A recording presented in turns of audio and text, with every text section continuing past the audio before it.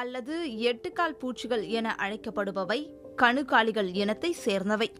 வழக்கமாக கணுக்காலிகளில் காணப்படும் பல்பகுதி உடல் அமைப்பையே சிலந்திகள் கொண்டுள்ளன. சிலந்தியின் குடல் மிக மிக சிறியதாக இருப்பதால் அவற்றால் பெரிய கெட்டியான பொருளை உட்கொள்ள இயலாது. எனவே சிலந்திகள் தான் உண்ணும் கெட்டியான பொருட்களை தன் உடலில் உருவாகும் நொதிகளை கொண்டு நீர்மமாக்கி விடுகின்றன.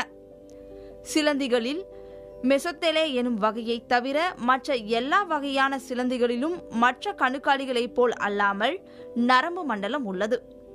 இதன் காரணமாகவே பிற கணுக்காலிகளில் இல்லாதவாறு இதன் இரு பகுதி உடற்பகுதிகளும் இணைந்து இருக்கின்றன. சில வகை சிலந்திகள் அதிக நச்சுத்தன்மை கொண்டவை. உதாரணமாக பிளாக் விடோ சிலந்தி மனிதனை கொல்லும் அளவிற்கு நச்சுத்தன்மை உடையது.